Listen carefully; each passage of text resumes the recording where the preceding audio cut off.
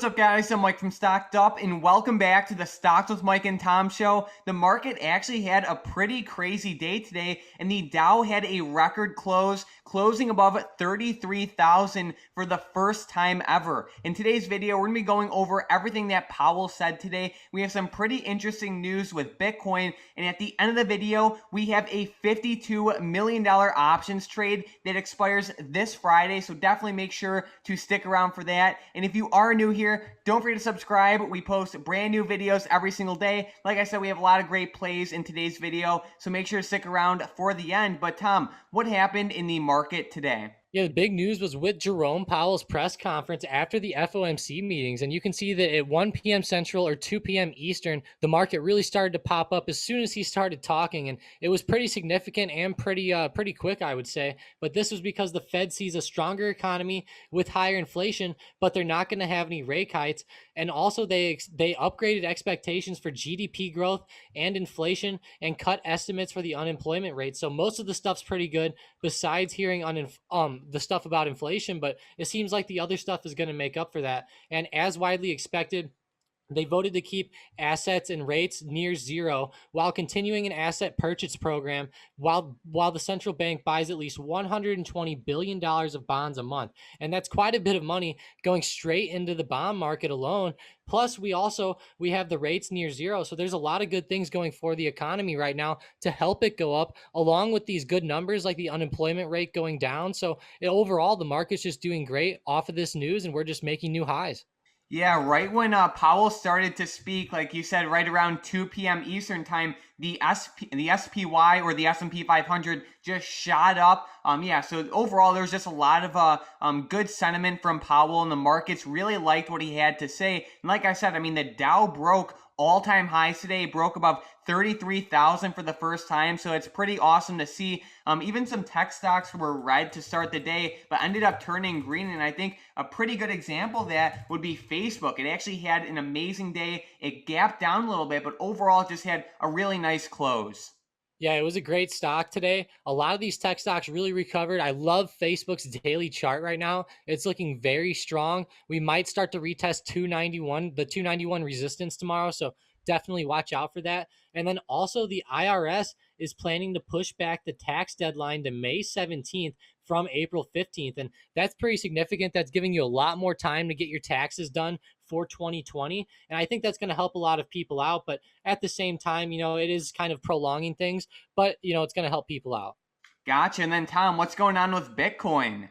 Yeah, this is fantastic. Yahoo Finance reports that Morgan Stanley becomes the first big U.S. bank to offer its wealthy clients access to Bitcoin funds, and the investment bank, which is a giant in wealth management with $4 trillion in client assets, and I repeat, $4 trillion in client assets, told its financial advisors Wednesday in an internal memo that it is launching access to 3 funds that enable ownership of Bitcoin, according to people with direct knowledge of the matter. And that's very significant. If a lot of these banks start offering Bitcoins and funds, or just start offering Bitcoin straight up, I think you're going to see a lot of bigger and older investors start to get into this. And I think that's a big thing for Bitcoin going forward. Obviously, it might start to become regulated, or they might start to try to push some laws against it, but it would be fantastic if all these banks did this. And if we look at /BTC, we can see how much it helped that today, as well as MARA and Riot, which both popped over 10% pretty significantly.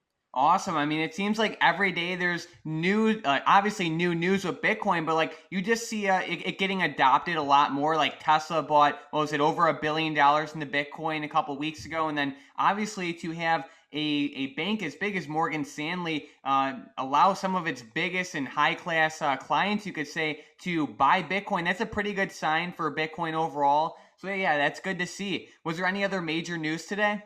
It really seemed like Powell just overshadowed really most of the news, so that was pretty much it. Awesome. Well, let's get right into our Discord member of the day. Today's member of the day is Grub. So huge shout out to Grub, a very active and positive member of the community. Thank you for one, being super active, but also just being a great member overall. Huge shout out to you. But with that being said, let's get right into the momentum plays for tomorrow. And I have my eyes on the first one, which is United Airlines, ticker symbol UAL. The airline stocks have just been doing amazing this week so far. What levels should we be watching? Yeah, make this one break above 62.60. And just like you said, if we look at the daily chart, these airlines have been killing it the past few weeks. Sounds good. The next one we have General Motors. Yep, GM. Go ahead and make them pop above $60.75. All right, and then with the second to last one we have Baba. Yep, Alibaba. Actually, they have a pretty good resistance here at 236, so make them break above that. All right, and then we are eyeing WBA to the downside. Yep, Walgreens. They were doing very well, but ended up having a pretty good red day today. Make them actually fall below $53.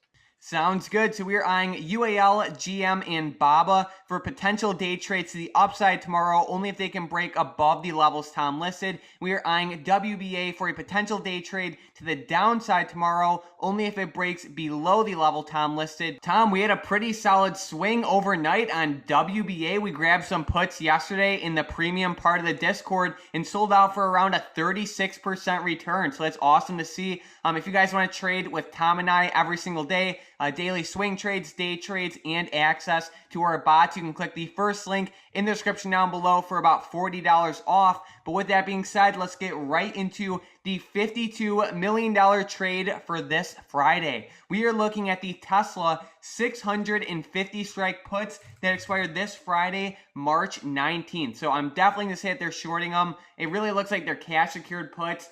Tesla actually had an amazing day today, and they're about $50 out of the money, and they expire in 2 days, so I'm definitely going to say that they're shorting them. Yeah, and 650 was a very defined level today in pre-market and over the past few days. We can see it actually in pre-market, 650 was like almost the exact bottom. So that was pretty interesting that they did the 650 puts. I would definitely think they're shorting them as well, wanting to pick up shares for the longer term. Sounds good. Well, let's get right into our questions from the previous episode. With the first question, we have Royal saying, can you go over mRNA? So Moderna. This stock has been doing great for the past year. Lows of about $24, highs of about 189. Overall, I like it for the long term, but I think there are just better stocks out there. Personally, I'm a huge fan of DraftKings for the long term. I like Palantir, NIO too, and even some of the ARK ETFs, Redfin too. So I think it's a good stock for the long term, but I like DraftKings a lot more. What do you think? Yeah, and one of my big problems with it is that it's just in the middle of the range. You know, we have a bottom around $120 and a top around $190. And right now we're right in the middle around 145 to 150. So just be careful because it could go either way. Sounds good. With the next question, we have Whitney saying, what do you think of BILI? So this stock has been doing great over the past year or two, around $19 to $157 in the past year. It looks like it's really pulling back now. It bounced off that $100 support. Pretty good overall. Resistance right around 120. What are you seeing? Yeah, I really like the support here around $100. I think that'll be a pretty key level in people's minds. Obviously, most of those key levels, people still, they obviously get worried about those levels like $50 or $100 or $200, and it's hovering right around 100. So hopefully, it can kind of go up. But like you said, there is that resistance to worry about. With the next question, we have Kay saying, is using both momentum and trend indicators a good combination when playing swing trades? For example, I use both the stochastic slow as a leading indicator, and I use the 20 SMA for bullish confirmation candles. So great question. And it really just, it depends. Like, you have to find what works for you. But I would say a general answer to that would, yes, that would be good. It's good to have, a mix of different things that you look at. Like, obviously, you don't just want to look at momentum and you don't just want to look at trend. Like, it's good to have multiple angles, like when you're analyzing a stock, especially for swing trades. So I would say overall, yes, it is good to have a little combination of one, momentum, but also two, trend and stuff like that. So great question. Tom, do you have any input here? Yeah, I mean, I think that there's just a lot of indicators to use. So you can obviously use a lot of things. Just use what works for you. And just keep in mind, everyone has their own stuff that they like to use. So obviously, there's just a bunch of indicators out there. So just try everything. And those are pretty good indicators, though, to start with. Just go ahead and get very in depth with them and just learn them, learn all the ins and outs. And then you'll really understand how they work then. I'll say this though, you don't want to have too many indicators at once. Like, I know a lot of people, especially beginners, they tend to have 15 different indicators on their chart, and then their charts just look crazy, like to the point where like you can barely even see like what the stock's doing. So, be careful not to make that mistake. Like in general, I would say maybe 1 to 3 different indicators would be max, and that's my opinion. But you definitely don't want to load like 15 indicators on the chart, because then things can get way too confusing and it just becomes a mess. Yeah, and all I really use right now is simple moving averages, but definitely whenever I was new, I was using like 5 on the charts. I was using like an RSI, a MACD, the simple moving averages, along with a whole bunch of other stuff. So you can really get cluttered with it, and like you said, be very careful with that, because I definitely fell victim of that in the beginning. Yep, me too. With the next question, we have Delgado saying, I love your guys' videos. What do you think about Boeing in the short term? So it actually had a very strong resistance right at around $278 on Monday, and it's starting to bounce back a little bit. I like it for the long term, but for the short term, I'm kind of a little hesitant to buy it here. I think it just popped up a little bit too much for the short term. Like I said, I'm a pretty big fan of it for the long term, but let's keep in mind that it went from about $220 up to $278 in the past couple days, and it definitely can continue, but it just, is it worth the risk? That's the main question. Yeah, it's looking really strong, especially after Powell was talking today. But like you said, it could always pull back. I was in around 205 or 210, and I sold out at 270. So I personally thought that we might see a drop around that 280 resistance, just given what we saw in the past around there. So that was my reasoning for getting out. And I definitely think we could start to pull back in the shorter term as well. But whenever we go intraday and we see what happened with Powell's speech, then it could obviously still go up tomorrow. But just given what the charts say, I'm not sure I would hold it through that, just in case of with the risk. All right, with the next question, we have Guy saying, what do you think about Beyond for the short term? So, honestly, I'm just pretty neutral on this one. I think it's just kind of like stuck, just like doing nothing right now, really. It's not even really at support. There's a big support right at 120, and there's a pretty big resistance, I guess you can say, right around 150. It's just kind of in the middle of that range, and it's not doing anything. It was up 0.01% today, so I would just not do anything with this one. Are you seeing anything? Yeah, I mean, I really like that support, like you said, around 120. I think that's a very good level. If you could pick it up there, it'd be pretty good. I like the stock for the longer term, given what they do. That they're like not real meat; they're like plant-based meat. But personally, that's just not my thing. So I'm just not going to invest into that sector for the longer term. With the next question, we have Outlaw saying, hey, Mike and Tom, happy Taco Tuesday. I got in on CTRM today. Please let me know your opinion on this for the long term. So personally, I would never invest in a penny stock for the long term. It's at 98 cents right now. So by default, I'm going to say I don't like it for the long term, but that does not mean it's bad. It's just I would never invest in a penny stock like this. For the long term, if you believe in the company and you did a deep dive on their fundamentals, it can be a good long-term investment, but it's just not a play for me. On the charts, though, it does look kind of good because it went from around 11 cents all the way up to just under $2 in the past couple months. So that's a good sign. It has support right around 80 cents. What do you think about this one?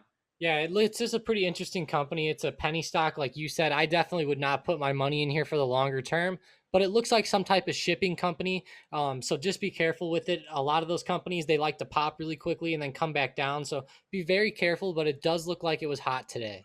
For sure. Well, Tom, do you have any last minute stocks, options, or any insight for the market tomorrow?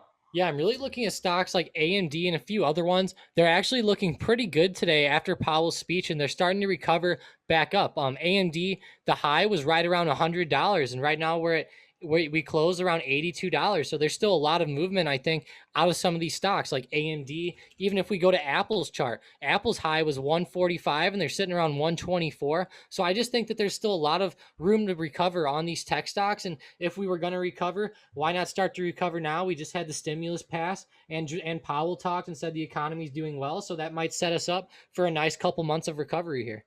Awesome. So I'm mainly going to have my eyes on airlines. So UAL especially, it's really been just doing great for this past week. And like the past couple days overall, I really do like it. And I'll also have my eyes on JETS or JETS.